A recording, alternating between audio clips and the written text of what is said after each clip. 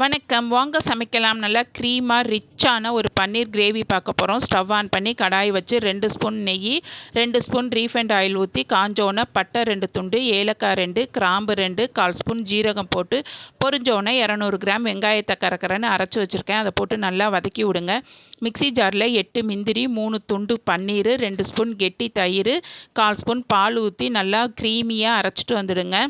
வெங்காயம் வதங்கினோன்னே 150 கிராம் தக்காளி அரைச்சி வச்சுருக்கேன். அதையும் போட்டு 1 ஸ்பூன் இஞ்சி பூண்டு பேஸ்ட் போட்டு பச்சை வாடை போகிற அளவுக்கு வதக்கி விட்டு 1/4 ஸ்பூன் மஞ்சத்தூள், 1 ஸ்பூன் தனியாத்தூள், 1 ஸ்பூன் வெறும் மிளகாய்த்தூள், 1/2 ஸ்பூன் கரம் மசாலா தூள், தேவையான அளவு கல் உப்பு போட்டு மிளகாத்தூள் வாடை போகிற அளவுக்கு வதக்கி விட்டு அரைச்சி வச்சுருக்க முந்திரி பேஸ்ட்டை ஊற்றி நல்லா தேவையான அளவு கிரேவிக்கு தண்ணி ஊற்றி கொதிக்க விடுங்க. கொதித்து மிளகாத்தூள் வாடை போனோன்னே கட் பண்ணி வச்சுருக்க பன்னீரை போட்டு மேலே கொஞ்சம் கஸ்தூரி மட்டி தூவினீங்கன்னா நல்லா சூப்பரான பன்னீர் கிரேவி ரெடி.